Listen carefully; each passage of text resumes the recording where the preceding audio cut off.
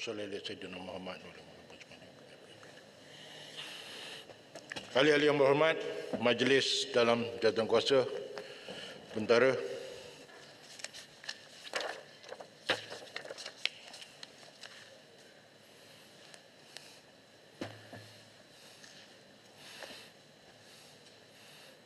terima kasih Bentara. Kita teruskan dengan perbahasan. Saya mempersilakan Yang Berhormat Pasir Gudang. Terima kasih Tuan Pengerusi.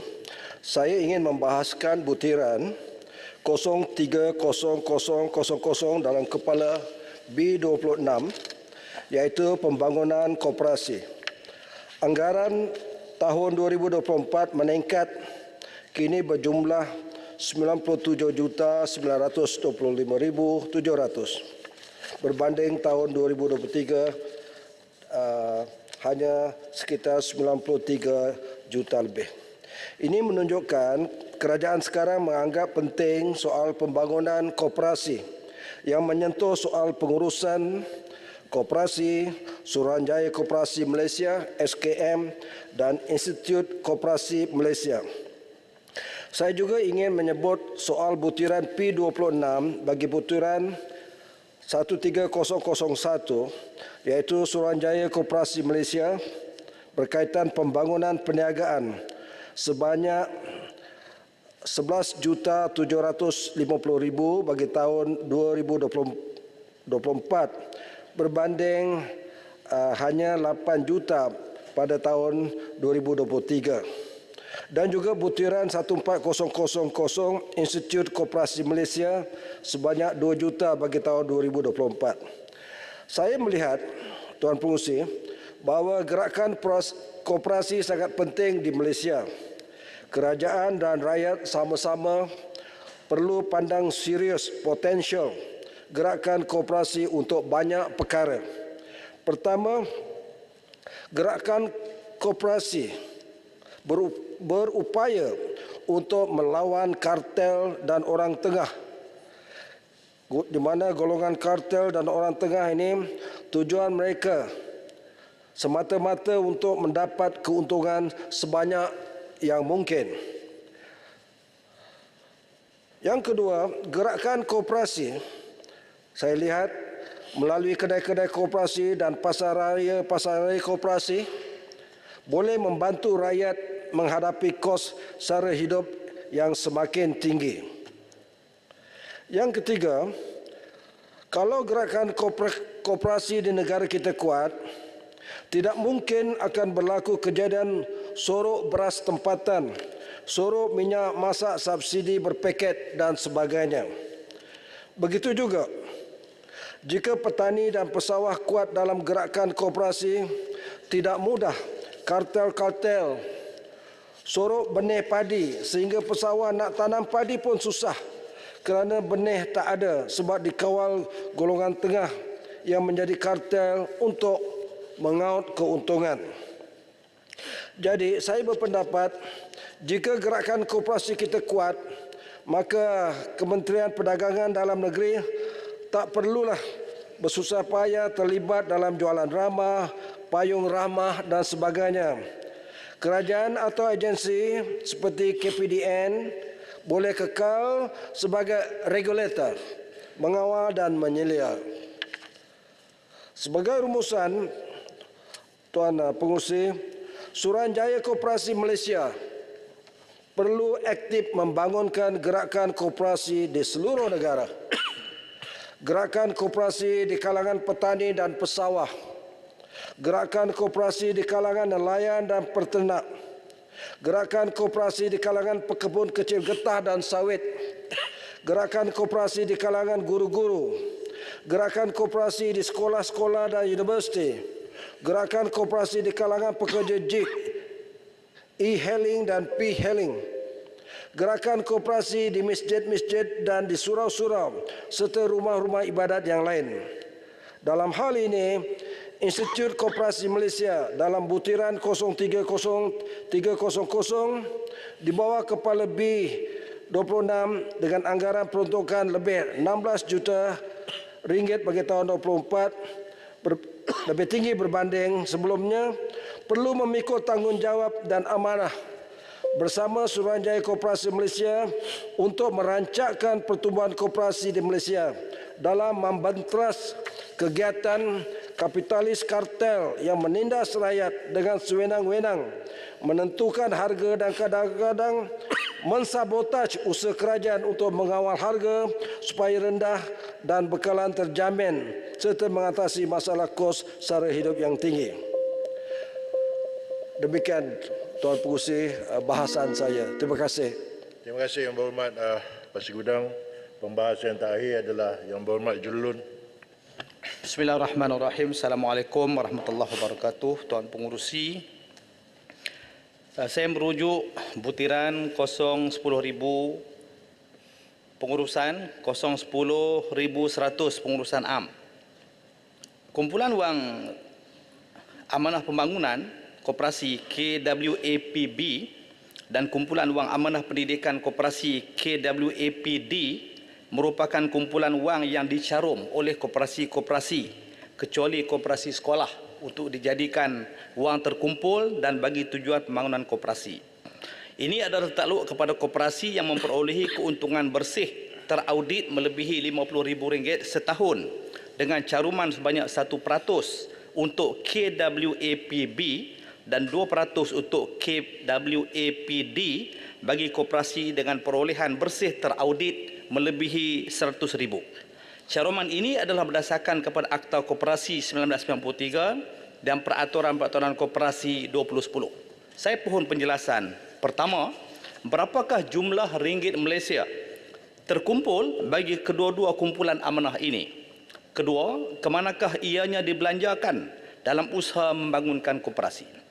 Saya mencadangkan peruntukan KWAPB yang besar atau lebih perlu disalurkan kepada koperasi atasan yang menjadi badan puncak gerakan koperasi negara yang juga mewakili pergerakan koperasi di peringkat kebangsaan dan antarabangsa, iaitu Angkatan Koperasi Kebangsaan Malaysia Berhad atau lebih dikenali sebagai Angkasa. Seterusnya 030.000 pembangunan koperasi, 030.100 pengurusan koperasi.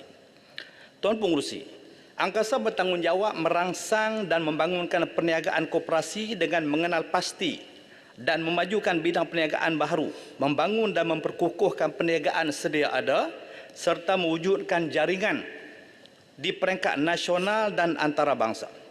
Selain itu, menurut aspirasi koperasi Malaysia ini juga, Angkasa bertanggungjawab membangun dan memperluaskan perniagaan koperasi dengan tumpuan kepada sektor ekonomi utama dan juga mengantarabangsakan gerakan koperasi dengan tumpuan kepada perkongsian ilmu pengetahuan, teknologi serta pengembangan perniagaan. Oleh itu saya mencadangkan peruntukan yang lebih besar diberikan kepada Angkasa untuk tujuan tersebut bagi menunaikan tanggungjawab tersebut kepada hampir 15,315 buah koperasi menurut perangkaan SKM Disember 2022 yang telah didaftarkan oleh SKM. Inilah peranan sebenar Angkasa yang kini telah dikenali di peringkat antarabangsa melalui keahliannya dalam International Cooperative Alliance ICA di peringkat dunia. Selanjutnya 030.200 Suruhanjaya Koperasi Malaysia. Dalam bajet 2023 diperuntukkan RM74.8 juta. Dalam bajet 2024 pula sebanyak 78.6 juta. Ada peningkatan sebanyak RM3.8 juta. Dalam perbahasan lalu, saya telah membangkitkan kekosongan 7 ahli lembaga SKM yang tidak diisi. Merujuk laman web SKM, 5 orang ALP telah pun diisi. Tetapi 2 ALP masih lagi tidak diisi, termasuk pengurusi lembaga SKM sejak Mac 2023 hingga sekarang, hampir 8 bulan. SKM telah pun ditambah peruntukannya. Persoalan saya, mengapa kerajaan tidak melantik pengurusi SKM? Kedua, bagaimana SKM hendak membuat dasar baru dan keputusan mesyuarat hanya disebabkan pengurusi lembaga tidak wujud? Ketiga, bilakah kerajaan bercadang untuk melantik pengurusi lembaga yang baru? Yang keempat, saya mencadangkan pengurusi lembaga dilantik di kalangan pemimpin-pemimpin koperasi yang berkelayakan atau berautoriti dan berpengalaman sama ada di peringkat nasional ataupun di peringkat global, bukan dilantik di kalangan pemimpin politik oleh Yang Berhormat Menteri. Selanjutnya 040,000 program khusus 040,400 tabung ekonomi kumpulan usaha niaga tekun nasional. Dalam bajet 2023 dan bajet 2024 peruntukan kekal sebanyak RM500 juta.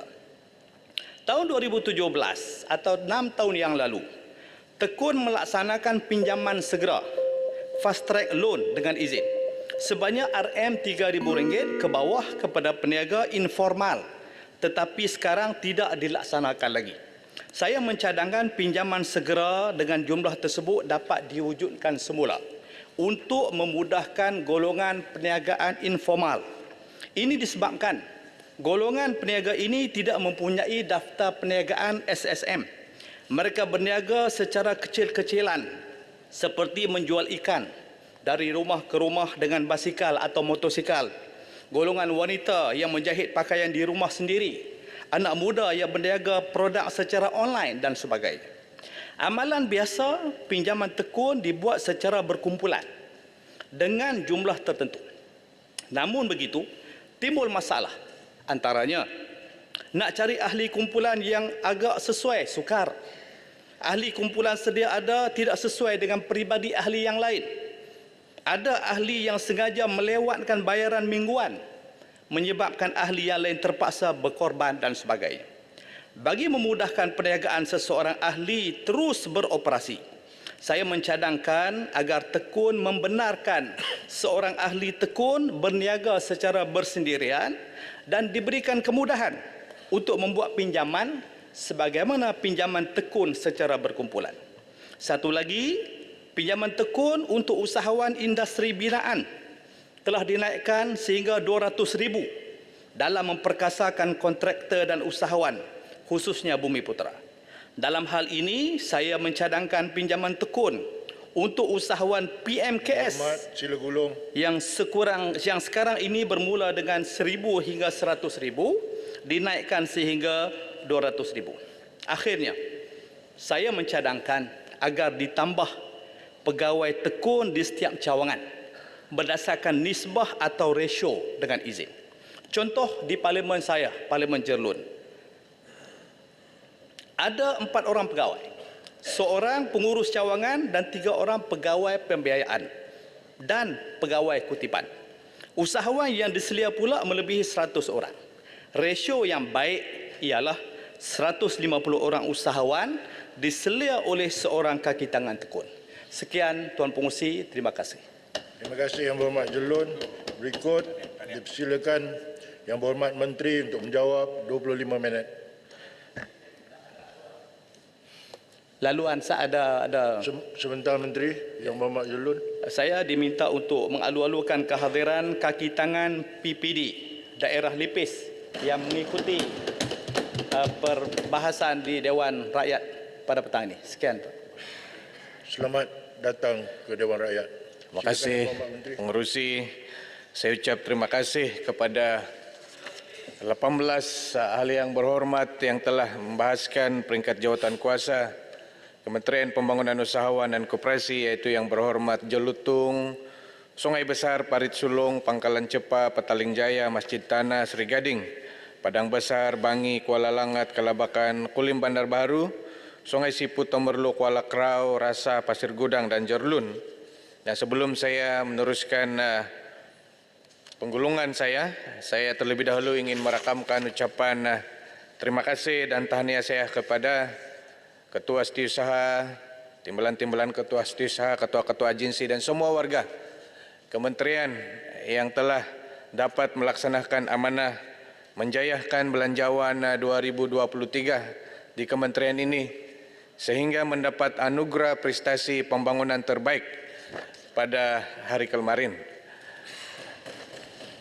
Datuk Pengerusi, disebut oleh dalam perbahasan tadi terkait dengan dana pembiayaan dan jaminan eksis pembiayaan 44 bilion ringgit dalam Belanjawan 2024 seperti mana yang dibentangkan oleh Yang Amat Berhormat Perdana Menteri selaku Menteri Keuangan.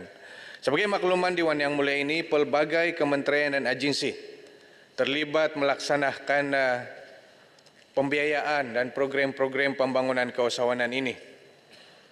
Dan banyak juga ada beberapa touch point yang disebut dalam belanjawan itu yang tidak dimasukkan di dalam buku budget ini. Antaranya yang dilaksanakan oleh Bank Rakyat, dilaksanakan oleh SME Bank, dilaksanakan oleh Amanah Ikhtiar Malaysia misalnya.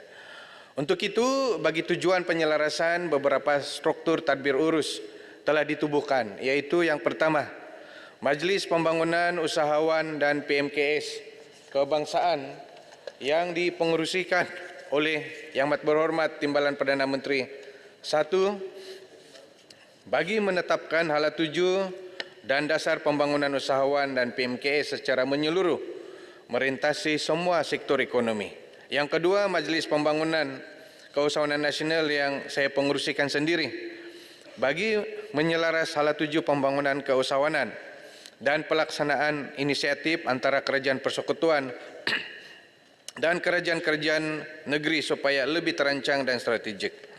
Yang ketiga, pasukan petugas peringkat tertinggi PMKS dan Jawatan Kuasa Teknikal Pembangunan Keusahawanan Nasional yang dipengerusikan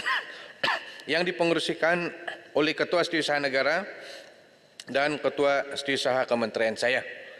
Yang keempat, Jawatan Kuasa Penyelarasan Pembangunan Keusahawanan khas bagi Sabah dan Sarawak yang telah dilaksanakan bagi memastikan kerjasama antara Kerajaan Persekutuan dan kerajaan negeri dapat diteruskan dengan lebih baik. Dan yang seterusnya, Majlis Pembangunan Usahawan Koperasi Penjajah dan Peniaga Kecil peringkat daerah yang ditubuhkan bagi memastikan isu pelaksanaan dan keperluan usahawan koperasi penjajah dan peniaga kecil di peringkat daerah ditangani secara bersasar. Selain itu, kementerian saya melalui SIMIKOP memantau program-program pembangunan keusahawanan yang dilaksanakan oleh 68 kementerian dan agensi kerajaan persekutuan serta kerajaan-kerajaan negeri melalui platform SMIPA ataupun Plan Tindakan Bersepadu PMKS. Laporan SMIPA ini akan dibentangkan dalam mesyuarat MPU PK dan MPKN seperti mana yang saya sebutkan tadi penubuhannya. Ahli yang berhormat juga telah menyebut berkenaan dengan program-program pembangunan wanita. Sebagai makluman Dewan Yang Mulia ini, Koskop telah menambah baik apa yang pernah ditubuhkan sebelum ini dengan menubuhkan Jawatan Kuasa Pembangunan Keusahawanan Wanita dan OKU yang dipengerusikan oleh Yang Berhormat Timbalan Menteri saya dan turut disertai oleh semua ahli perbadanan atau ahli lembaga pengarah yang kita lantik di agensi-agensi di bawah kementerian.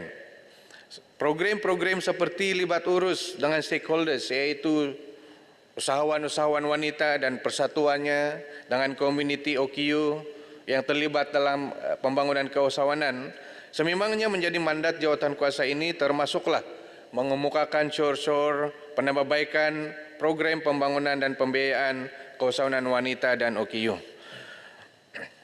Berdasarkan Banci Ekonomi 2016, jumlah PMKS milikan wanita yang berdaftar adalah sebanyak 186.930. Laporan ini akan dikemas kini berdasarkan dapatan daripada Banci Ekonomi 2023 oleh Jabatan Perangkaan Malaysia yang akan diterbitkan pada bulan Ogos tahun hadapan, tahun 2024. Manakala bagi gerakan koperasi, sebanyak 256 koperasi wanita telah ditubuhkan setakat ini. Antara program yang dilaksanakan bagi tahun 2023 untuk wanita adalah yang pertama, skim pembiayaan di bawah Amanah Ikhtiar Malaysia kepada 323.542 orang usahawan wanita dengan pembiayaan sebanyak 1,74 bilion ringgit. Yang kedua, skim pembiayaan tekun wanita kepada 3.801 orang usahawan dengan pembiayaan sebanyak 20 juta ringgit. Ketiga, program BR Plus I-Biz LIDI oleh Bank Rakyat yang menyalurkan pembiayaan 8,72 juta ringgit kepada 86 orang usahawan wanita.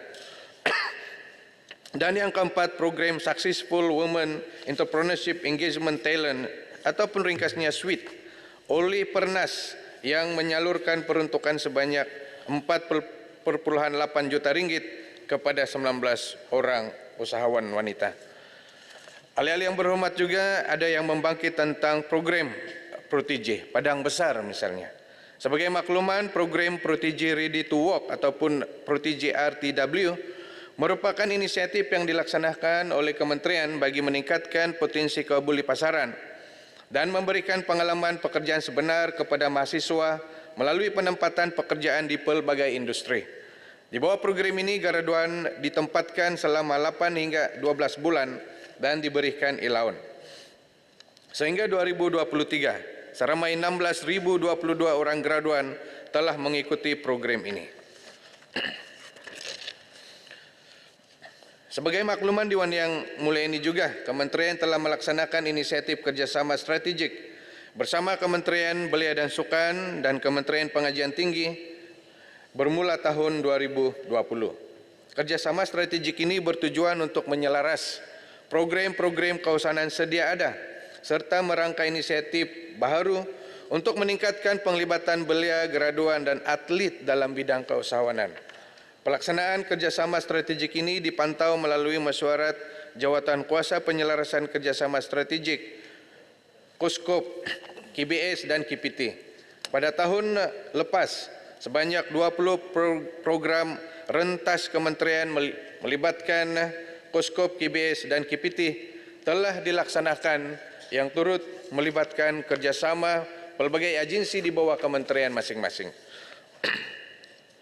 KUSKOP juga melaksanakan program keusahawanan di peringkat universiti bagi meningkatkan kemahiran usahawan sedia ada serta melahirkan ramai usahawan baru melalui program Protege dan agensi-agensi di bawah kementerian.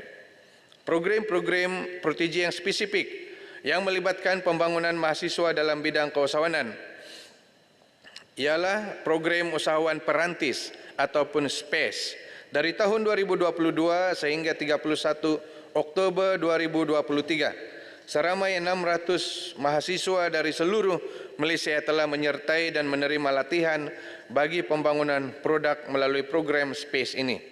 Sehingga kini seramai 28 orang usahawan telah menjalankan perniagaan. Seterusnya, kajian impak keberkesanan program Protege yang telah dilaksanakan akan diadakan pada penghujung RMK 12, yaitu pada tahun 2025. Ini bagi membolehkan penilaian pelaksanaan program secara menyeluruh dalam tempoh pelaksanaan rancangan Malaysia ini. Cadangan untuk mengambil kira latihan keusahawanan sebagai latihan industri akan diteliti oleh kementerian. Program Protege juga merupakan latihan berstruktur yang melibatkan latihan keusahawanan, peningkatan kapasiti pembangunan produk dan mentoring serta coaching. Protege menyediakan grant permulaan kepada peserta yang melepasi sisi pitching. Program-program di bawah Protege meliputi semua sektor industri termasuk sektor pertanian. Pada tahun 2023 terdapat 17 peserta Engen 3.0 yang merupakan dari sektor pertanian. Terusnya pengerusi ahli-ahli yang berhormat juga menyebut ataupun menyentuh mengenai dengan keusahawanan halal, pembangunan usahawan halal. Kementerian telah melaksanakan beberapa program kesedaran dan bimbingan kepada usahawan mengenai piawaian dan standard halal dengan kerjasama kementerian dan agensi kerajaan di peringkat persekutuan dan negeri seperti berikut, yaitu dengan melibatkan agensi seperti Jabatan Kemajuan Islam Malaysia JAKIM dan Majlis Agama Islam Negeri Yang kedua, Kementerian Kesihatan Malaysia. Ketiga, Halal Development Corporation. Dan yang keempat, kementerian dan agensi yang turut bertanggungjawab untuk membimbing usahawan dalam industri halal seperti Kementerian Kemajuan Desa dan Wilayah, Kementerian Pertanian dan Keterjaminan Makanan, Kementerian Belia dan Sukan, dan juga kerajaan-kerajaan negeri.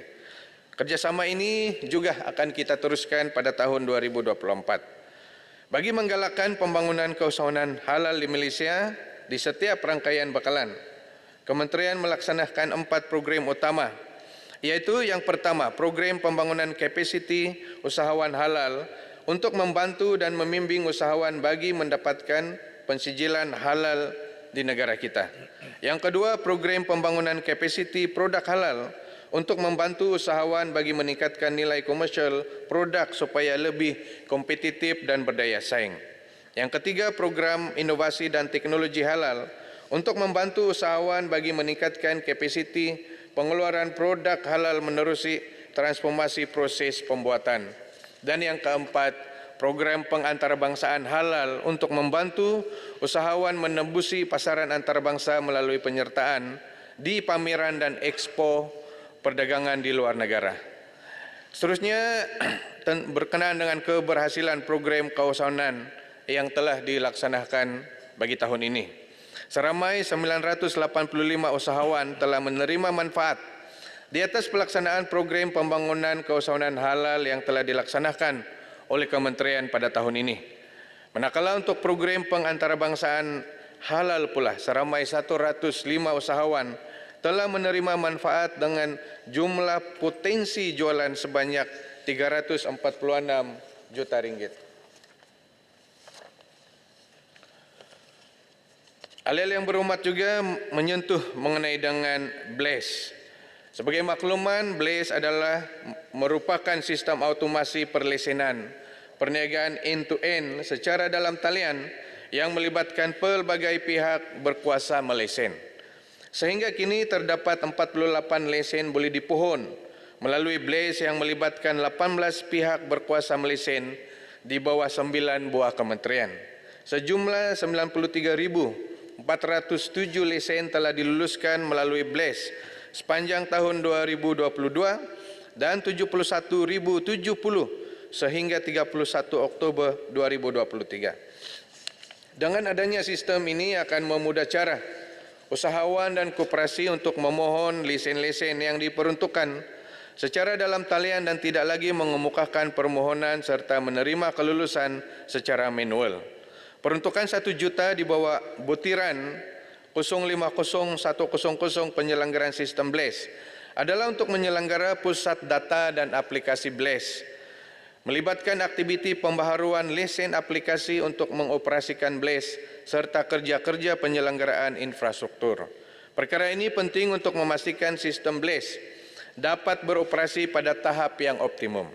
Bagi memastikan sistem ini selari dengan teknologi semasa serta dapat beroperasi dengan lebih berkesan, BLES akan mula dinaik taraf kepada BLES generasi baru bermula tahun 2024 melalui butiran pembangunan 10200 peningkatan teknologi maklumat dan komunikasi.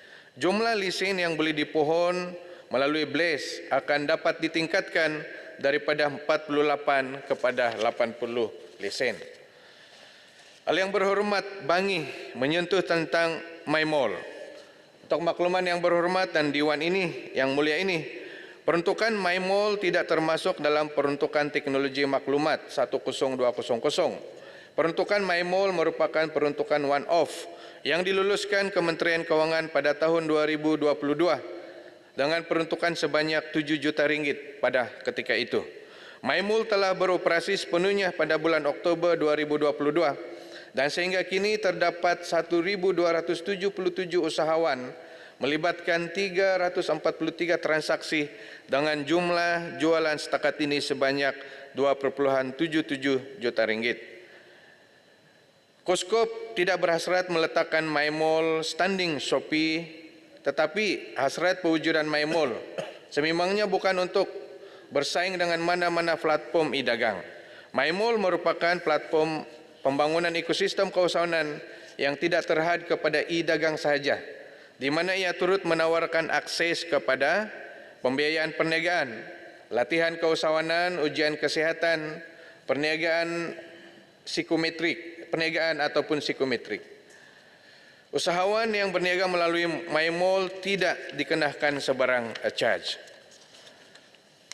Saya juga ingin mengucapkan terima kasih kepada ahli-ahli yang berhormat yang menyatakan sokongan kepada agensi-agensi di bawah kementerian, peruntukan tidak cukup, dan saya ambil kira itu sebagai satu bentuk sokongan supaya peruntukan ini dapat ditambah pada tahun-tahun belanjawan yang seterusnya. Pertama, mengenai dengan Institut Keusahawanan Negara seperti mana yang dinyatakan oleh beberapa ahli yang berhormat, Padang Besar, Masjid Tanah, Sungai Besar, Kuala Krau. Saya ucap terima kasih di atas keprihatinan tentang peruntukan yang disalurkan kepada Insken. Untuk makluman yang ahli-ahli yang berhormat, Insken telah merancang untuk melaksanakan pelbagai program latihan, bimbingan dan konsultasi perniagaan bagi tahun 2024 dengan peruntukan 11 juta ringgit melalui penyertaan umum dan kolaborasi bersama agensi-agensi di peringkat negeri dan persekutuan. Insken sentiasa berusaha dan memperluaskan capaian kepada lebih ramai usahawan-usahawan di seluruh negara. Sebagai makluman, bagi tahun 2024, Insken telah merancang untuk melaksanakan 233 program yang dijangka akan memberi manfaat kepada lebih kurang 8.000 usahawan di seluruh negara. Insken juga bersedia melaksanakan program-program keusahawanan seperti mana cadangan beberapa hal yang berhormat. Insken melaksanakan program-program di beberapa lokasi di seluruh negara melalui tempat-tempat yang ditentukan yang dapat memudahkan usahawan menghadiri program-program yang dilaksanakan tersebut. Dengan memperluaskan capaian program-program tersebut ke pelbagai kawasan di seluruh negara, kita berharap lebih ramai usahawan dapat menerima manfaat kursus ataupun program bimbingan dan konsultasi yang disediakan oleh Insken. Insken juga mengalu-alukan cadangan ahli yang berhormat Kelabakan misalnya. Sebagai makluman, pejabat Insken di Kota Kinabalu telah dibuka pada 29 Mei 2023 dan seterusnya di Kuching, Sarawak pada 30 September 2023. Ini menunjukkan komitmen kerajaan, kementerian dan Insken untuk memberi capaian perkhidmatan yang lebih besar, lebih baik kepada usahawan-usahawan di Sabah dan di Sarawak. Untuk makluman yang berhormat Kelabakan, pada tahun 2023 seramai 138 peserta daripada Parlimen Kelabakan telah menyertai pelbagai program keusahawanan anjuran Insken. Ahli yang berhormat, Petaling Jaya, Masjid Tanah, Seri Gading, Kuala Langat, Kelabakan, Temerloh, antaranya telah menyentuh mengenai dengan isi Mikop, termasuklah Parit Sulung, Jolutung.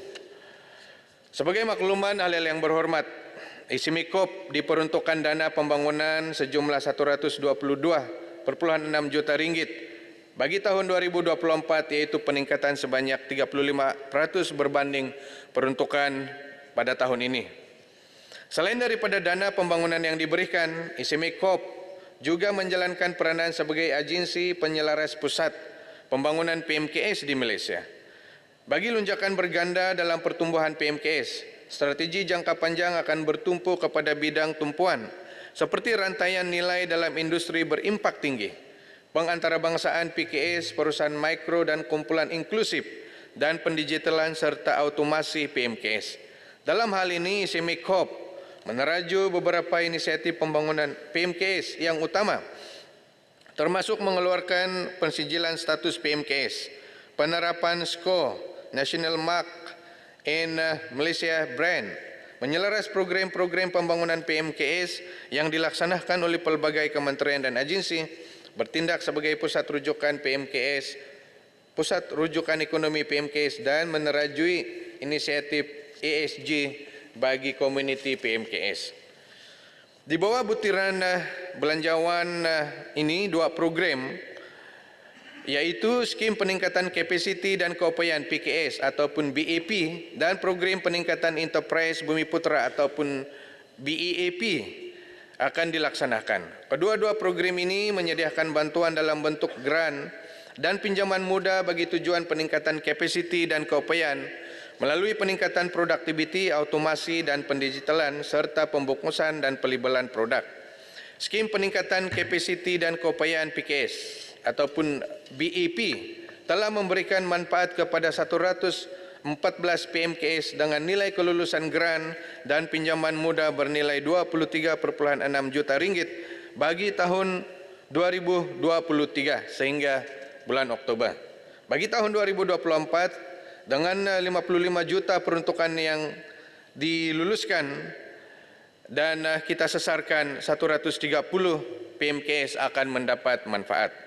Manakala untuk program BIP tahun 2023 hingga Oktober kita telah memberikan kelulusan kepada 185 PMKS dengan nilai grant berjumlah 18.8 juta ringgit.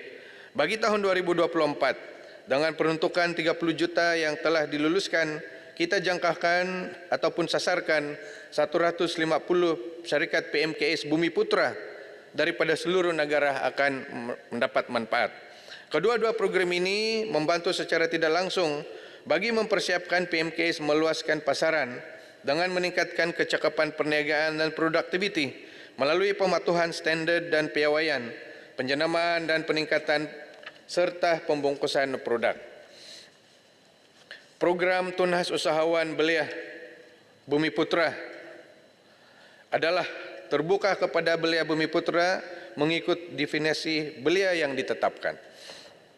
Bantuan disediakan bagi pembangunan kapasiti berbentuk latihan, grant permulaan perniagaan, pinjaman mudah dan khidmat nasihat.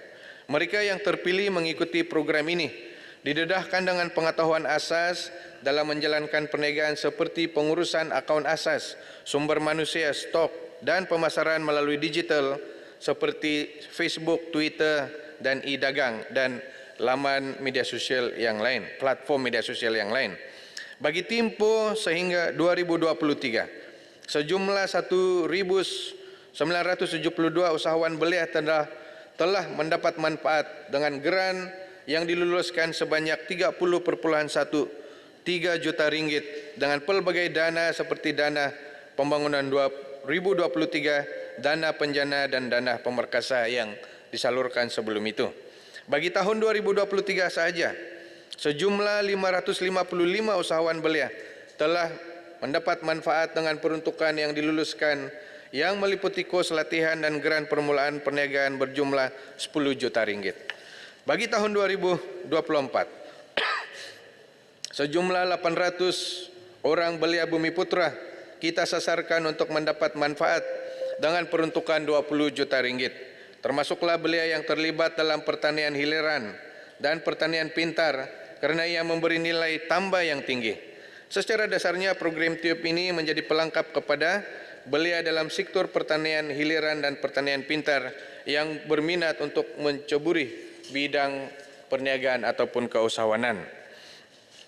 Cadangan untuk menyediakan 1.500 untuk memohon lesen dan menggunakan mana-mana alamat untuk premis perniagaan adalah cadangan yang sangat baik.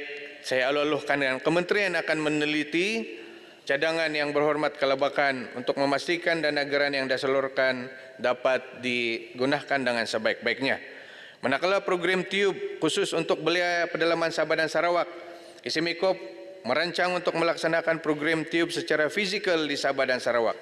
Dalam hal ini, kementerian melalui Isimikop akan meneliti lokasi yang bersesuaian bagi tujuan tersebut.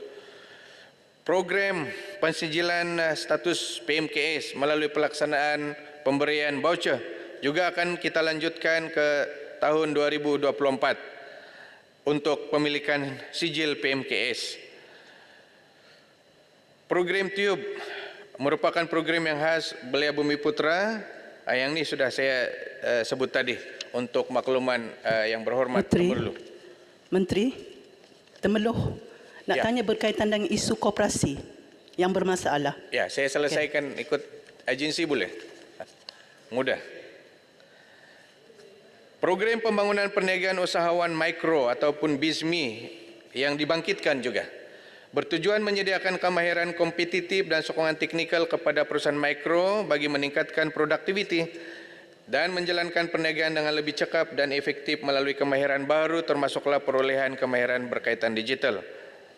Bagi tempoh 2021 hingga Oktober 2023, sejumlah 8.150 peserta telah mendapat manfaat bagi meningkatkan kemahiran, termasuk pemasaran bagi meningkatkan jualan melalui akses talian seperti Shopee dan Lazada. Daripada jumlah tersebut, 5.886 peserta merupakan usahawan wanita. Bagi tahun 2024 dengan peruntukan 6,6 juta yang diluluskan, SME Corp mensasarkan 630 perusahaan mikro termasuk usahawan wanita mendapat manfaat melalui peningkatan perniagaan mereka ke tahap yang lebih tinggi. Geran yang ditawarkan oleh SME Corp Malaysia adalah dalam bentuk geran padanan, dilaksanakan secara bayaran balik dan PMKS yang memohon harus mempunyai pensijilan status PMKS yang dikeluarkan oleh SME Corp Malaysia. Tokun, sebelum kita ke koperasi. Dan timbalan pengurusi tokun pun ada di dalam dewan ini. Sebagai makluman kepada hal-hal yang berhormat yang membangkitkan perkara-perkara berkaitan dengan tokun. Khas untuk yang berhormat Sungai Siput, secara keseluruhannya dari tahun 2008 hingga tahun 2023, Tokun Nasional telah menerima peruntukan sejumlah 391,5 juta ringgit khas untuk usahawan di bawah skim pembiayaan usahawan masyarakat India ataupun SPUMI. Daripada jumlah tersebut sehingga September 2023, Tokun telah menyalurkan bantuan pembiayaan berjumlah 428,3 juta ringgit kepada seramai 24.397 usahawan.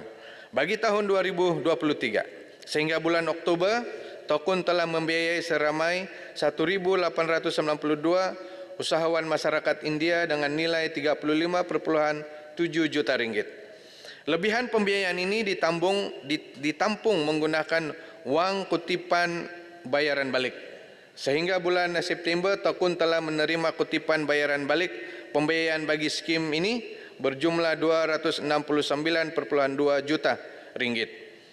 Daripada peruntukan 391,5 juta ringgit yang saya nyatakan tadi, 150 juta ringgit daripadanya adalah berbentuk pinjaman daripada kerajaan yang perlu dibayar balik sepenuhnya mengikut tempo yang ditetapkan walaupun terdapat usahawan yang berhadapan dengan masalah untuk membayar semula pinjaman mereka.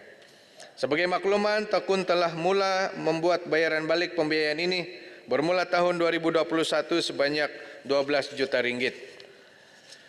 Sehingga September 2023, kadar pinjaman tidak berbayar bagi skim SPUMI berjumlah 111,09 juta ataupun 25% bersamaan dengan 1/4 daripada jumlah pembiayaan yang dikeluarkan. Daripada jumlah kutipan balik sebanyak 269,5 juta, sebanyak 157,8 juta adalah kutipan pokok, 55,7 juta ringgit adalah tabung simpanan yang tidak boleh digunakan untuk apa-apa tujuan, dan selebihnya adalah kadar keuntungan yang dikenakan ke atas pembiayaan. Daripada jumlah itu, dana yang boleh digunakan semula adalah berjumlah 177,8 juta sahaja, iaitu bayaran pokok. Tokun ingin memaklumkan bahawa Tokun tidak pernah membuat penolakan permohonan dengan alasan dana tidak mencukupi atau telah digunakan sepenuhnya. Tokun sentiasa akan mempertimbangkan dan meluluskan permohonan yang memenuhi syarat yang telah ditetapkan dengan pembiayaan akan disalurkan menggunakan dana daripada kutipan bayaran balik. Namun begitu, Tokun sentiasa memberi ruang kepada usahawan yang bertunggakan ataupun bermasalah untuk membayar balik menerusi pinjaman penjadualan semula pembiayaan, dan saya dan timbalan yang berhormat timbalan menteri saya bercadang untuk mengadakan perjumpaan khusus dengan ahli-ahli Dewan ini daripada kalangan masyarakat India untuk mengadakan satu libat urus terkait dengan program SPUMI dan program-program pembangunan lain yang diletakkan di bawah kementerian. Kadar non-performing financing sehingga 31/2023 bagi Tekun secara keseluruhannya, secara amnya adalah 12,55%, yaitu bagi tunggakan melebihi 6 bulan. Dan kadar ini adalah dijangka oleh Tekun, oleh kerana Tekun membiayai usahawan yang tidak memenuhi kriteria mendapatkan pembiayaan di institusi kewangan seperti bank-bank. Tindakan litigasi akan dilaksanakan bagi mendapatkan semula bayaran balik Tekun, sentiasa terbuka untuk rundingan bayaran balik pembiayaan. Kutipan bayaran balik Tekun sehingga Oktober 2023 berjumlah 750 juta ringgit, yaitu melebihi sasaran kita. Sasaran awal kita hanyalah 700 juta ringgit. Ahli yang berhormat, Pangkalan Cepah membangkitkan tentang agropreneur muda. Tuan Pengurusi, Ya. Yang Berhormat Menteri, saya telah mengemukakan pertanyaan tadi tentang pinjaman berkelompok, ada halangan, boleh atau tidak pinjaman itu secara individu ahli dalam kelompok itu. Itu yang pertama. Yang kedua tadi ini tempoh pinjaman, kadar pinjaman adakah boleh dinaikkan daripada 100,000 kepada 200,000 sebagaimana untuk usahawan kontraktor tadi. Sebenarnya saya ke arah itu, yang berhormat. Oh, ingat kau masuk dah. Kasih. Tajuk lain. Sabar. Berkaitan dengan agropreneur. Yang Berhormat Menteri, Ya. sebelum Yang Berhormat Menteri meneruskan, Yang Berhormat Menteri perlu berapa minit lagi? Ya. Boleh beri 10 minit dan sekiranya masih banyak lagi ni Datuk Pengurusi, tapi saya akan jawab secara bertulis lah bagi baki. Baik, saya akan luluskan 10 minit, tepat 10 minit saya akan tutup mic. Silakan Menteri. Seperti mana yang ahli yang berhormat tahu, semasa Tekun di bawah Kementerian Pengawal sebelum ini, yaitu Kementerian Pertanian, Tekun telah menyediakan pembiayaan bagi menyokong program agropreneur muda dengan nilai pembiayaan sehingga RM100,000. Walaupun Tekun kini telah diletakkan di bawah kementerian saya, usahawan agropreneur muda masih boleh memohon bantuan pembiayaan untuk pelaksanaan projek mengikut syarat dan prosedur pembiayaan sedia ada. Sehingga Mac 2023, pembiayaan telah disalurkan kepada 255 peserta agropreneur muda dengan nilai pembiayaan RM8,9 juta. Bagi tahun 2023, Tekun menyalurkan RM23,47 juta kepada 1,989 usahawan dalam sektor pertanian. Ahli yang berhormat, Masjid Tanah menyatakan ataupun membangkit ahli Parlimen Masjid Tanah tidak ada di sini. Kulim Bandar Baharu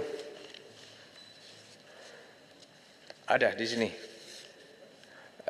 Membangkitkan tentang Tekun menjadi alternatif dan juga cadangan penambahan peruntukan Tekun.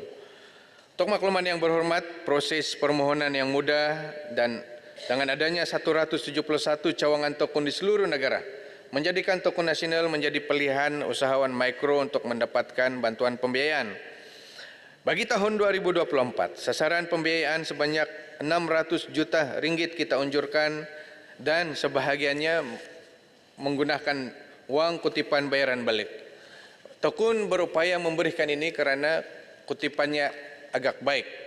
Walaupun peruntukan itu disalurkan 330 juta ringgit sahaja, tetapi kita masih boleh beri pembiayaan yang lebih kepada lebih ramai usahawan kerana kutipan balik. Dan untuk itu, Diwan ini perlu merekodkan penghargaan dan saya secara pribadi merakamkan penghargaan kepada semua warga kerja Tekun yang telah memastikan usahawan-usahawan ini membayar semula pinjaman mereka supaya digunakan untuk membantu usahawan-usahawan baru pula.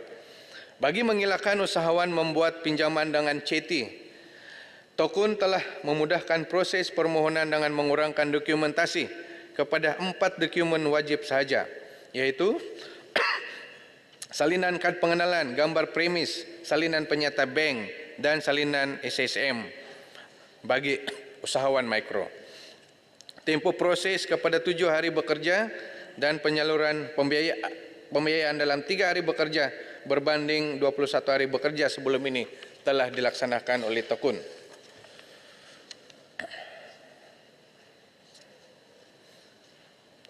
Manakala Tekun Mobile Preneur yang dibangkitkan oleh Yang Berhormat Kuala Langkat, tahun 2024 nanti kita telah mendapat 10 juta ringgit yang mana kita akan sesarkan dapat membantu 1,000 orang usahawan yang perlulah usahawan-usahawan ini mempunyai rekod pembiayaan pada tahun ini sehingga Oktober berjumlah 6,1 juta ringgit kepada seramai 731 usahawan e-hailing.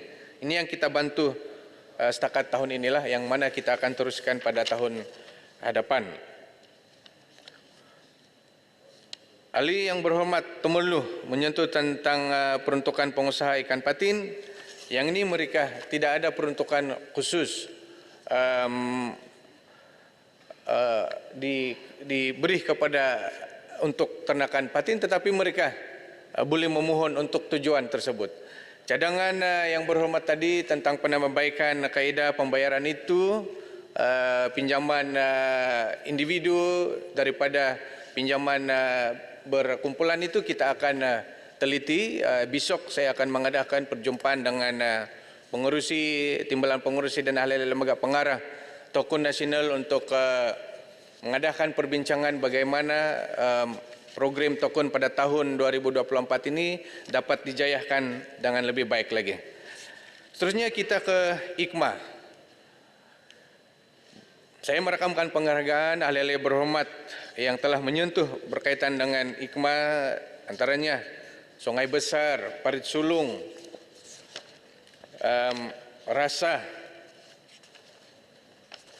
Kuala Krau. Rasa ada. Rasa ada. Sebagai makluman, IKMA sebagai pusat latihan koperasi akan terus berusaha merealisasikan dasar Keusahawanan Negara 2030 dan dasar koperasi Malaysia 2030 melalui peruntukan sekitar 40 juta satu tahun. Yang mana peruntukan IKMA ini diperolehi melalui dua punca, iaitu Kementerian Kewangan dan yang kedua Tabung Kumpulan Wang Amanah Pendidikan Koperasi. Bagi belanja mengurus OE 2024, Kementerian Kewangan telah meluluskan peruntukan 18 juta ringgit lebih. Dan manakala bagi belanja operasi, ianya diperolehi daripada kumpulan wang amanah sekitar 20 juta hingga 25 juta satu tahun, dan dana inilah yang digunakan untuk membiayai program pembangunan modal insan koperasi yang memberi manfaat kepada lebih daripada 30 peserta di seluruh negara setiap tahun, melibatkan 698 program pelbagai bidang. Peruntukan daripada kumpulan wang amanah ini juga dapat digunakan untuk belanja operasi lain seperti emolumen kaki tangan kontrak, perjalanan sara hidup, sewaan penyelenggaraan perkhidmatan iktisas dan perhubungan serta utility dan perolehan aset bagi tujuan latihan modal insan dan koperasi, termasuklah membiayai kursus jangka masa panjang. Bagi tahun 2024, IKMA mensasarkan sebanyak 635 program dengan sasaran penyertaan 30,000 orang peserta untuk menerima manfaat. Universiti Keusahawanan dan Koperasi Malaysia.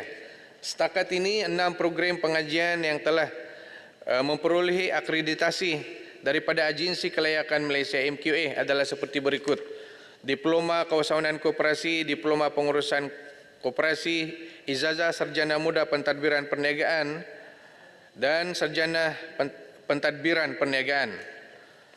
Yang mana Sarjana Muda Pentadbiran Perniagaan ini ada dua pengkhususannya, pengurusan koperasi dan juga keusahawanan koperasi. Begitu juga dengan Sarjana Pentadbiran Perniagaan, pengkhususannya pengurusan koperasi dan kepimpinan korporat. Setakat ini UKKM telah menerima kemasukan seramai 30 orang mahasiswa ambilan pertama yang menjadi mahasiswa perintis kepada mahasiswa perintis. Mahasiswa ini apabila bergraduat kelak akan menjadi mahasiswa pertama yang akan memiliki sijil akademik pengkhususan bidang koperasi.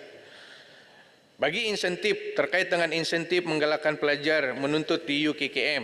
Pertama, IKMA menyediakan insentif pendidikan berupa potongan iuran pengajian sebanyak 50% bagi 3 kohort pengambilan.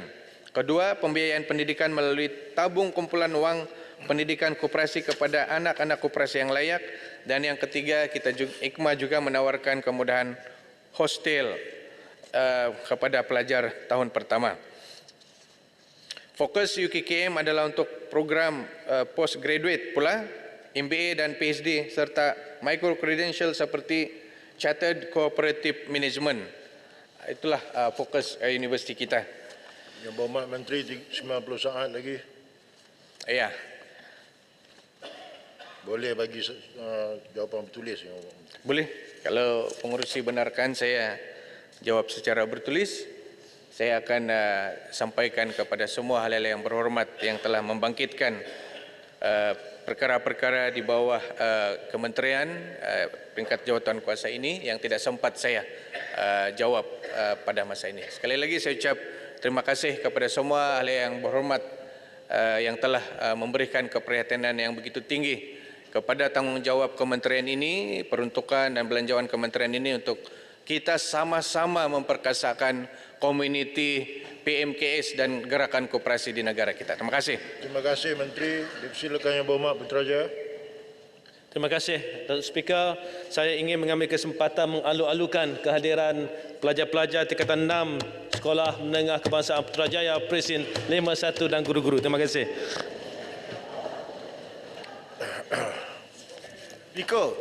Speaker, minta petua sikit, Speaker. Boleh? Silakan. Pasal nak umum-umum ni kan, saya nampak kadang-kadang speaker benar kan, contoh macam Putrajaya benar kan pula. Kadang-kadang minta kawan-kawan yang lain untuk umumkan, kadang-kadang macam tak benar.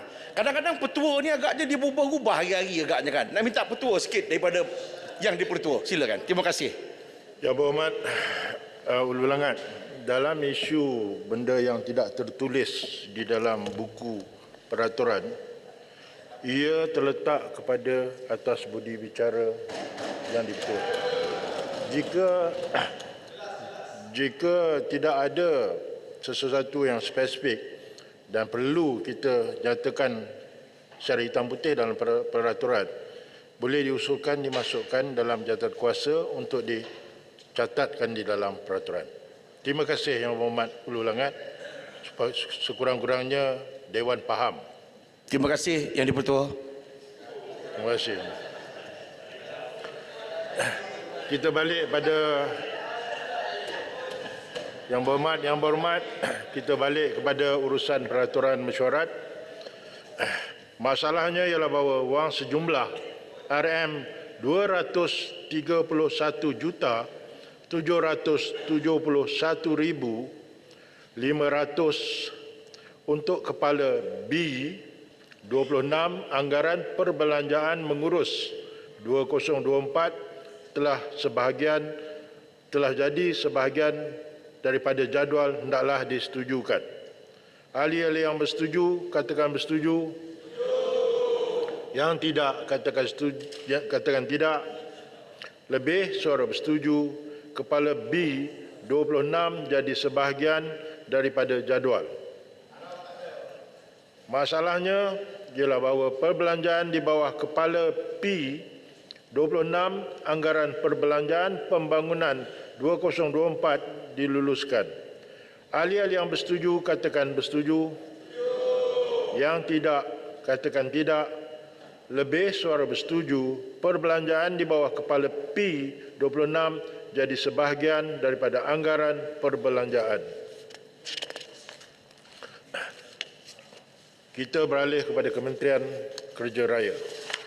Di dalam jawatan kuasa, Kepala Bekalan B 27 dan Kepala Pembangunan P 27 di bawah Kementerian Kerja Raya terbuka untuk dibahaskan. Saya telah menerima seramai 23 orang ahli yang berhormat yang akan berbahas di peringkat jawatan kuasa. Saya akan baca senarainya. Pohon yang berhormat bersedia. Kita mulakan dengan Yang Berhormat Bentong, Yang Berhormat Besut, Yang Berhormat Air Hitam, Yang Berhormat Pasir Putih, Yang Berhormat Ampangan, Yang Berhormat Ulu Selangor, Yang Berhormat Lubuk Antu, Yang Berhormat Kuantan, Yang Berhormat Hulu Langat, Yang Berhormat Jerantut, Yang Berhormat Taiping, Yang Berhormat Kapa, Yang Berhormat Tampin, Yang Berhormat Kulim Bandar Baru, Yang Berhormat Ledang, Yang Berhormat Rantau Panjang, Yang Berhormat Bruas, Yang Berhormat Jerai, Yang Berhormat Tanjung Piai, Yang Berhormat Bukit Gantang, Yang Berhormat Bakri, Yang Berhormat Kuala Kerau, Yang Berhormat Gopeng. Dengan sedemikian saya menjemput Yang Berhormat Bentong untuk memulakan perbahasan. Speaker. Bukan speaker. Pengurusi. Yang Berhormat Pengurusi. Bukan empangan. Empangan tak ada pengurusi. Ampang. Saya nak betulkan pengurusi tu. Baik. Bukan ampangan, ampang. Terima kasih. Okey. Pengurusi. Terima kasih. Baik. Silakan Yang Berhormat Bentong. Terima kasih Timbalan apa? Timbalan Tekun. Timbalan Pengurusi Tekun. Terima kasih. Terima kasih Tuan Pengurusi. Bismillahirrahmanirrahim. Assalamualaikum warahmatullahi wabarakatuh dan salam sejahtera. Saya terus merujuk kepada Pembangunan 27 Butiran 41000 Kajian Kemungkinan Jalan. Jaringan perhubungan jalan raya yang baik penting bagi memangkin pertumbuhan ekonomi. Selain memendekkan jarak perjalanan, ia juga memberikan keselesaan kepada pengguna jalan raya dengan mengelakkan kesesakan terutamanya apabila menghadapi musim perayaan dan cuti sekolah. Telah pun banyak kajian yang dilakukan yang mengaitkan kesesakan jalan raya dengan masalah kesihatan fizikal dan juga mental. Kesesakan lalu lintas yang teruk boleh mengakibatkan tekanan yang meningkatkan sifat agresif, gemuruh dan sakit jantung. Oleh itu, Pelan Pembangunan Rangkaian Jalan Raya 2030 yang turut memasukkan fasa projek CSR iaitu Lembaga Tengah Utama, nama barunya, melalui Simpang Pelangai haruslah diberikan penekanan yang serius. Selain dapat merancakkan ekonomi di Simpang Pelangai, kesesakan jalan raya di Bandar Bentong juga dapat dikurangkan. Pada 19 Mei yang lalu, Timbalan Menteri Kerja Raya telah pun mengumumkan bahawa lingkaran tengah utama antara Karak ke Simpang Pelangai bernilai RM1 bilion bakal dibina selepas reka bentuk jajaran laluan dari LPT1 siap. Jadi persoalan saya ialah kepada kementerian, apakah status perancangan kementerian tersebut dan berapa lamakah jakaan pembinaan jalan raya ini untuk siap sepenuhnya? Tuan Pengurusi, besarlah harapan warga Bentong, lagi-lagi warga Pelangai untuk mendapatkan lebuh raya lingkaran tengah utama ini dimulakan projeknya dalam masa yang terdekat ini. Kerana inilah harapan kami di Bentong untuk memastikan bahawa jalan penghubung antara Bentong dan Pelangai ini dapat dipendekkan bagi memudahkan warga di Pelangai khususnya. Seterusnya Tuan Pengurusi, saya merujuk kepada butiran 61000 naik taraf jalan-jalan. Saya ingin mengambil kesempatan untuk sekali lagi membawa isu jalan yang teruk di Jalan Lama Kuala Lumpur Bentong yang memerlukan kerja-kerja penaik tarafan dan penyelenggaraan. Ia merupakan jalan alternatif bagi penduduk yang pulang ke kampung halaman di waktu perayaan bagi mengelakkan kesesakan di jalan utama di Lebuh Raya Karak. Ramai yang lebih sanggup untuk menghadapi jalan yang berliku dan berlubang ataupun cerun yang tidak selamat ataupun kemungkinan pokok tumbang pada bila-bila masa daripada mereka menghadapi kesesakan jalan di Lebuh Raya dalam mengambil masa hingga 3 hingga 5 jam dalam tempoh tertentu. Jadi Tuan Pengurusi, saya mohon supaya jalan ini juga sekarang digunakan oleh projek ICRL untuk kenderaan berat, mereka mengangkut barang-barang dan sebagainya, tanah-tanah, batu-batu dan sebagainya untuk projek pembinaan ICRL. Jadi keadaan jalan pada ketika ini berdebu, rosak dan sebagainya. Jadi saya berharap agar akan ada kerja-kerja sentiasa, kerja-kerja menaik taraf, pembersihan dan sebagainya daripada pihak, terutama sekali pihak ICRL yang membuat kerja-kerja tersebut, tetapi daripada pihak JKR juga untuk mengambil maklum keadaan jalan lama ini. Seterusnya iaitu Jalan Karak Kuala Pilah yang juga memerlukan penaik tarafan, terutamanya pembinaan longkang yang lebih baik. Ini kerana jalan tersebut sering kali terputus apabila berlakunya banjir kilat, sama ada di kawasan Mancis, di Telemong dan sekitarnya. Sekali hujan lebat, air naik dan jalan terputus oleh kerana tiada penyelenggaraan ataupun longkang yang baik, sistem pemperitan yang baik di situ. Dan semestinya kita memerlukan naik taraf Jalan Karak Kuala Pilah tersebut. Dan saya juga ingin bertanya, apakah pihak kementerian mempunyai perancangan untuk menaik taraf Jalan Simpang Ketari yang menghadapi kesesakan lalu lintas setiap kali waktu pagi dan waktu tengah hari dan juga sewaktu musim perayaan. Dan kita juga perlu mengambil kira apabila siapnya projek Isaac Raya kelak, jalan itu akan menjadi jalan utama kepada pengguna jalan raya kalau Jalan Simpang Ketari ini tidak dinaik taraf atau dilakukan sesuatu.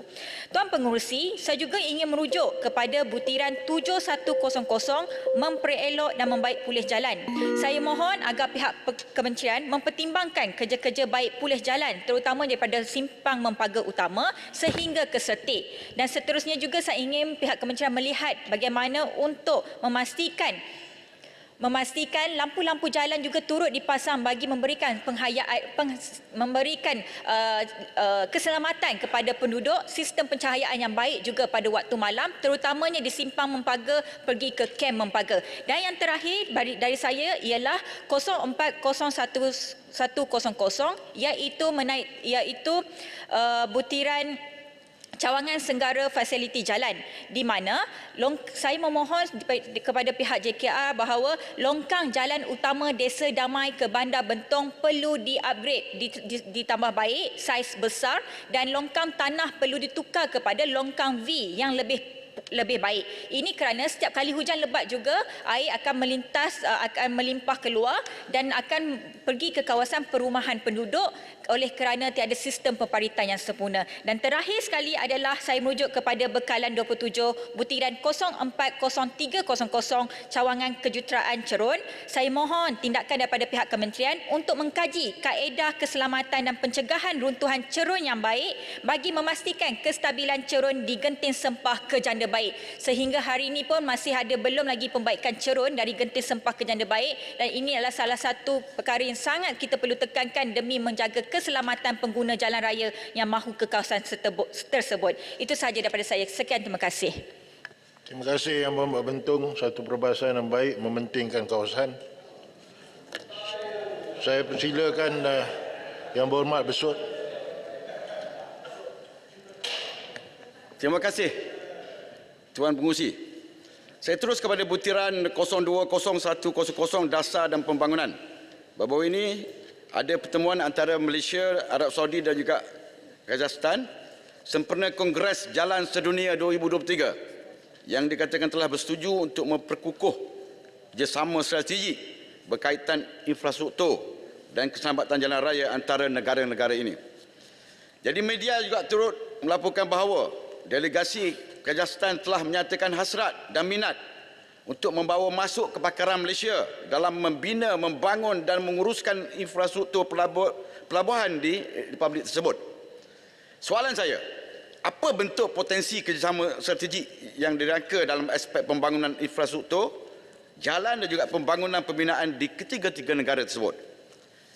Dan soalan seterusnya, apakah jenis kepakaran yang telah dibangunkan oleh kementerian pada masa ini dan apa perancangan kerajaan bagi memastikan pegawai berkepakaran tinggi atau bakat tempatan yang kita ada dapat mengambil peluang kerjasama ini untuk meneroka teknologi baharu yang mampu menghasilkan inovasi dalam meningkatkan keselamatan dan keselesaan masyarakat seiring dengan misi dan visi KKR. Seterusnya butiran 020100 dasar dan pembangunan juga. Masih dalam butiran sama, saya dipahamkan bahawa pada zaman pemerintahan PN dahulu, pelaksanaan pembinaan lebuh raya Pantai Timur Fasa 3 LPT 3 telah diluluskan dengan kos kerja-kerja awalan keseluruhan sebanyak 35 juta sejak tahun 2019. Namun dalam kenyataan Menteri baru-baru ini pada bulan Februari 2023 projek tersebut akan dilaksanakan secara penswastaan menerusi kaedah permintaan cadangan iaitu RFP secara tender terbuka. Dah berubah. Jadi setelah lebih 5 tahun projek tersebut diluluskan, masih belum ada langkah-langkah drastik daripada kerajaan untuk menyiapkan lebuh raya berkenaan, sedangkan LPT3 ini amat diperlukan untuk merancangkan ekonomi pembangunan negeri Terengganu khususnya. Kawasan-kawasan terutamanya yang terletak dengan exit serta koridor jajaran LPT3 yang pasti nilai harga tanah, perumahan dan juga premis perniagaan akan berlipat ganda berbanding dengan kawasan yang tidak dilengkapi dengan infrastruktur pengangkutan awam. Oleh itu, soalan saya, apakah status terkini pembinaan LPT3? Mohon penjelasan.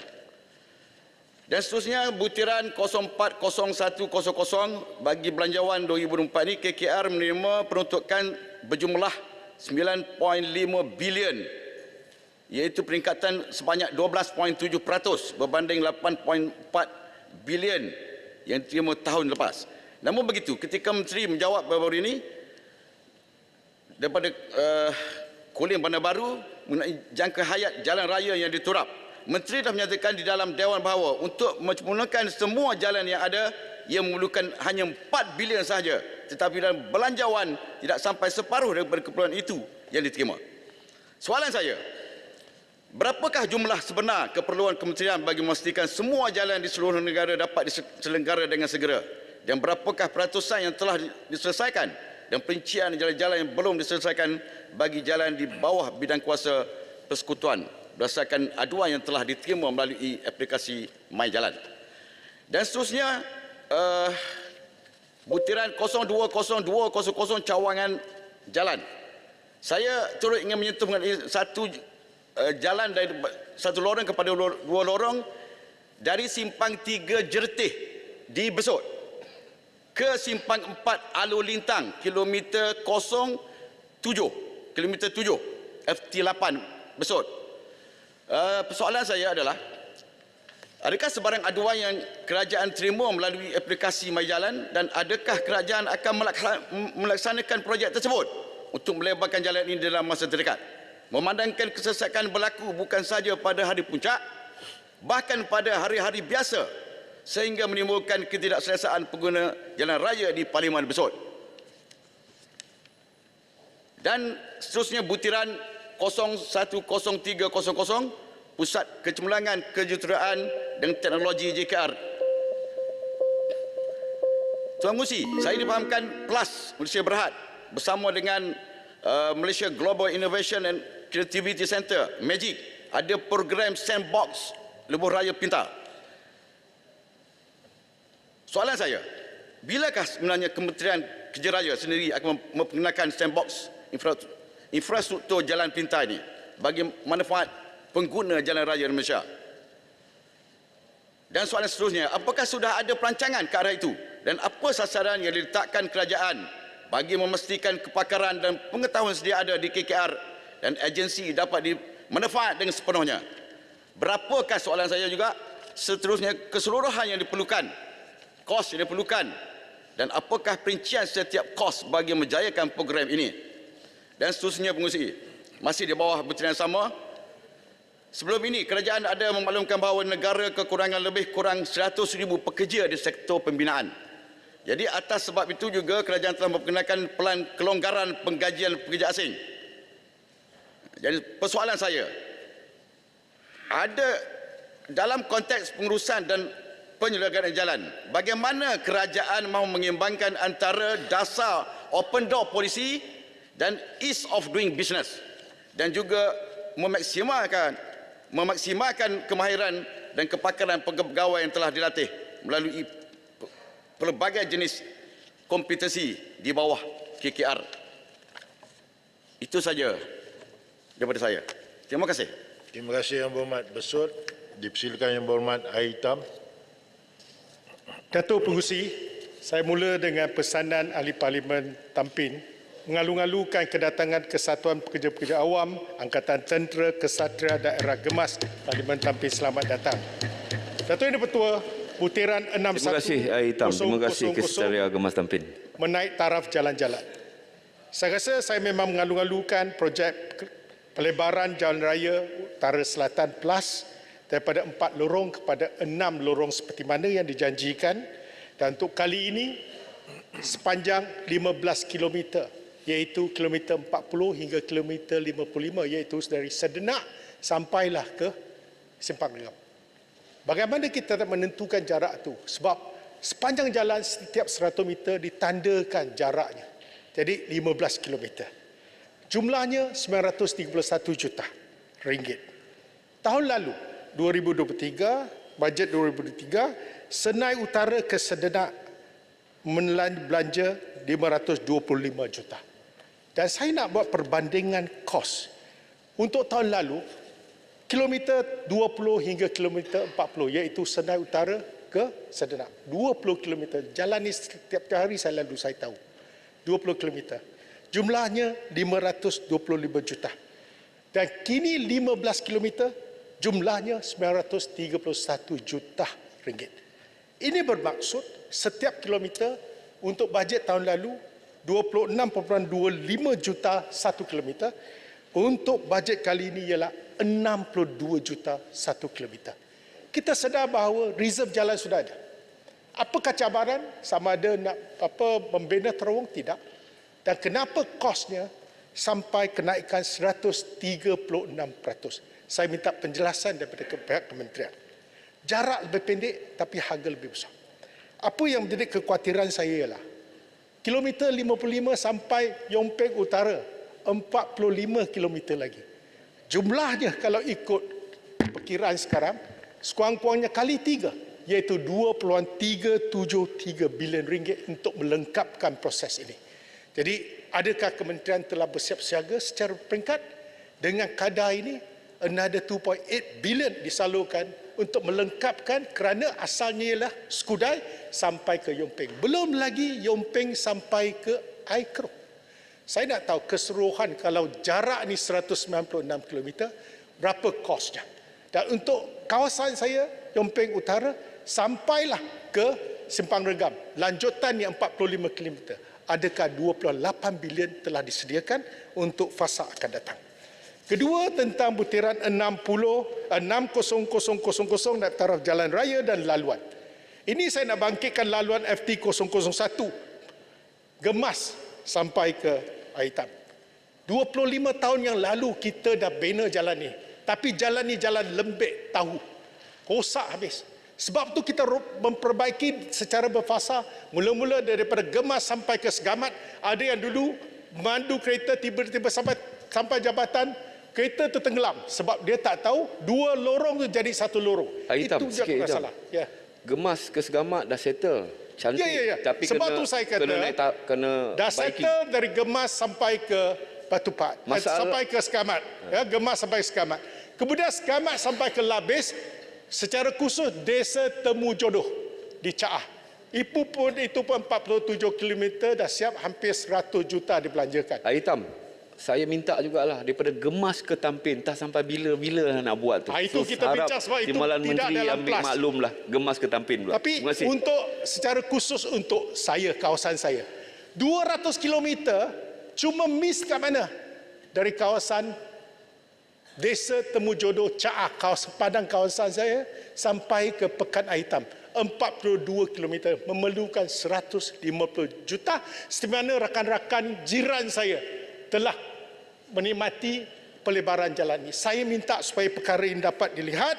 150 juta ringgit setakat ni untuk 2 tahun ni cuma secara menurap semula 15 juta.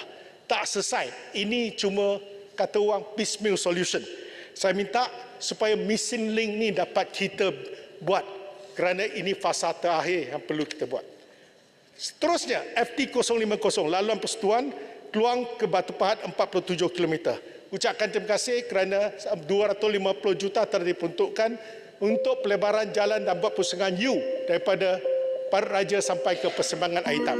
Tetapi semasa pembinaan ini, lampu jalan dirosakkan, lampu isyarat dirosakkan.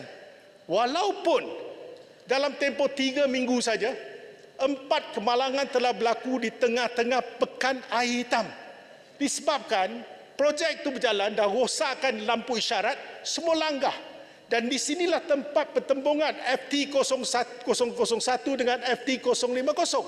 Ini 2 jalan yang merupakan jalan maut di Malaysia, top 5. Jadi saya minta secara khusus kita kena selesaikan masalah ini. Dalam kos dah ada 250 juta untuk pelebaran jalan tu.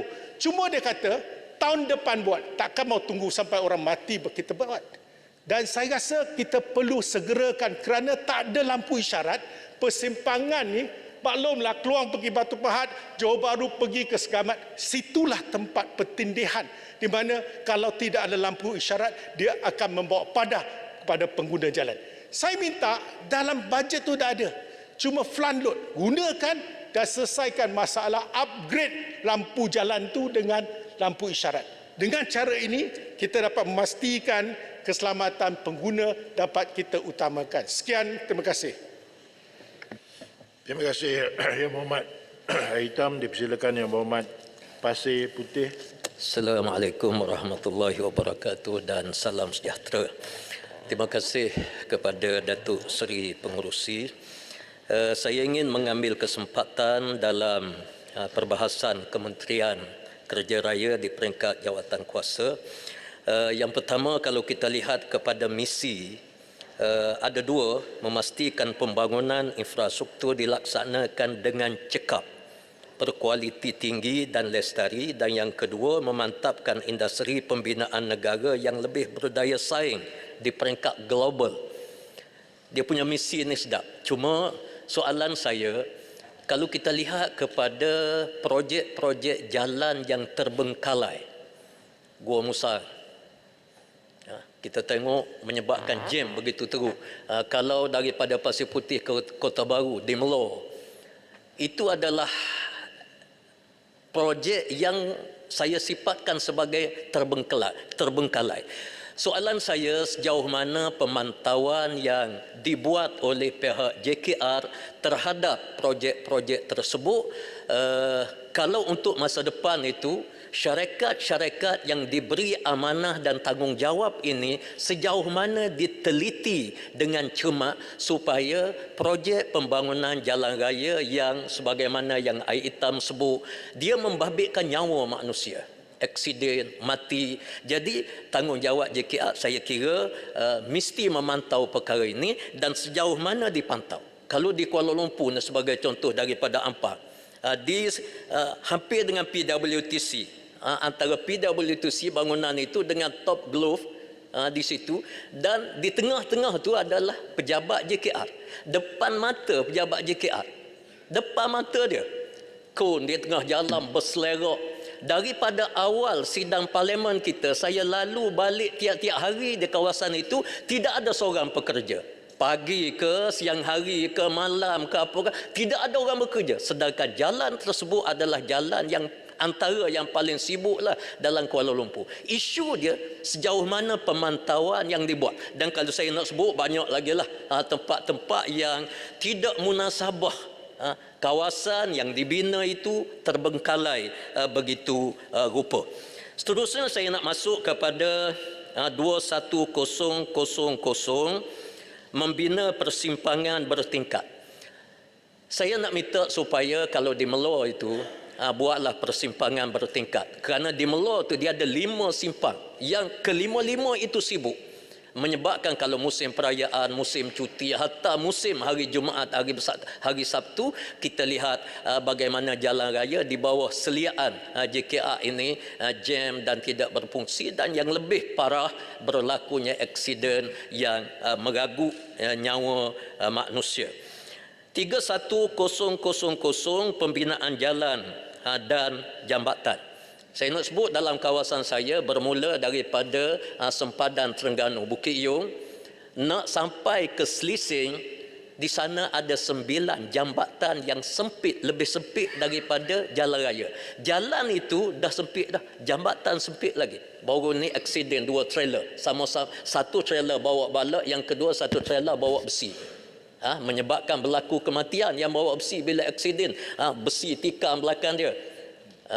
Ini kerana jambatan ini saya dengar dalam sesi yang lepas peruntukan sudah dikeluarkan, diluluskan, tapi kerja-kerja belum dibuat sehingga kepada hari ini. Ada 9 jambatan, bukan 1, 2, 9 daripada wakaf raja itu sehingga kepada selisih itu ada 9 jambatan, kesemuanya sempit. Hatta yang nak masuk ke Bandar Pasir Putih itu, jambatan dia sangat-sangat sempit dan sentiasa berlaku kemalangan motosikal dan seumpamanya. Kemudian butiran 4100 kajian kemungkinan jalan. Saya nak bagi tahu bahawa negeri Kelantan, dengan maaf saya sifatkan sebagai negeri anak yatim yang dianaktirikan oleh kerajaan persekutuan daripada dulu sampai kerajaan hari ini pun banyak dianaktirikan. Tak apalah, yang balasan daripada Allah tu kita akan tengoklah. Tapi saya nak sebut bahawa negeri Kelantan ini sudah tiba masanya satu plan structure yang baru daripada JKR untuk memperbanyakkan jalan raya yang lebih banyak. Kerana kalau hari-hari cuti ini, rakyat Kelantan ini yang duduk di luar negeri sangat banyak balik semula, menyebabkan jam yang sangat luar biasa berlaku dalam negeri Kelantan. Kerana jalan hanya ada 2, jalan melalui Tok Bali Bacok, kemudian jalan melalui Pasir Putih. Parlimen saya itu 2 jalan sahaja yang menghubungkan daripada luar negeri ke ni. Walaupun daripada Gua Musab, daripada LPT, dia balik ke jalan yang sama di negeri Kelantan. Jadi saya minta supaya pihak JKR mengenal pasti jalan-jalan yang patut dibinakan di negeri Kelantan, termasuk di Pasir Putih. Kemudian 60,000 butiran 60,000 naik taraf jalan raya dan laluan. Sama saya nak sebut jalan raya yang sedia ada pada hari ini sudah tidak rasional lagi. Kereta yang begitu banyak tapi jalan raya yang sempit dan kaki lima jalan raya tu ada yang tidak ada kaki lima dah. Menyebabkan motosikal, orang-orang tua yang guna jalan raya ini terdedah kepada bahaya yang sangat kritikal. Saya sebut yang sangat kritikal. Jadi minta supaya disempurnakan perkara-perkara tersebut. Jadi oleh kerana masa dah tak ada, saya ucap ribuan terima kasih kepada Datuk Seri Pengerusi. Sekian, terima kasih. Terima kasih Yang Berhormat Pasir Putih. Saya mempersilakan Yang Berhormat Ampang. Bismillahirrahmanirrahim. Terima kasih Yang Berhormat Datuk Pengerusi. Assalamualaikum warahmatullahi wabarakatuh. Ampang terus bangkitkan dan membangkitkan tentang kod 10,000, iaitu Ampang mengalu-alukan unjuran kenaikan marginal sebanyak 3.8%. Namun terdapat beberapa perkara yang Ampang ingin bangkitkan berkaitan dengan penjawatan dan kesesamaan janda di Kementerian Kerja Raya. Yang pertamanya, adakah KKR sedang merancang untuk menaikkan pangkat pegawai JKR, yakni skim J yang telah berkhidmat lebih 15 tahun tetapi masih tiada peluang untuk dinaikkan pangkat ke grade J48 menerusi kenaikan secara khas untuk penyandang KUP, bagaimana yang telah pun dilakukan di bawah JPA ataupun di bawah pegawai takbir diplomatik. Yang keduanya, adakah sebarang perancangan untuk mempertimbangkan semula allowance khas buat jurutera profesional, IR, AR, SR demi mempertabatkan profesional teknikal di Malaysia yang menyatakan penghargaan atas sumbangan mereka selama ini. Saya tengok profession ini mungkin tidak boleh disamakan dengan profession selain daripada kebiasaan. Yang ketiganya, adakah KKR sedang mempertimbangkan untuk memperluaskan penjawatan khas seperti jurutera senggara di JKR daerah dan sebagainya. Kita lihat tadi ramai yang bangkitkan tentang isu maintenance, isu bagaimana sesuatu projek itu boleh dilakukan. Saya mencadangkan juga supaya diwujudkan satu terma jurutera senggara untuk perkara ini. Dan seterusnya, di bawah tiran ini Ampang mohon penjelasan Yang Berhormat Menteri mengenai kemungkinan wujudnya isu terkait ketidaksamarataan janda ataupun pula peluang malah kemungkinan diskriminasi terhadap pegawai atas dan wanita Saya bangkitkan perkara ini sebab saya agak bimbang kerana saya lihat industri ini ataupun di bawah KKR ini monopolinya adalah di kalangan kaum lelaki. Jadi soalan saya, apakah usaha supaya ianya tidak berlaku, dan sedangkan ramai pegawai atasan kita tengok wanita layak, tetapi kalau kita lihat kebanyakan pengarah-pengarah di peringkat negeri khususnya kebanyakannya didominasikan oleh kaum lelaki. Jadi saya mohon Yang Mohd Menteri untuk melihat perkara ini. Yang keduanya di bawah kepala 40,000 di antara perkara ini adalah penjagaan aset tidak alih. Adakah sebenarnya di bawah peruntukan ini dalam belanjawan 2024 yang mana kenaikan sebanyak 563 juta ini yang dilebihnya diletak kepada 20,000 cerun.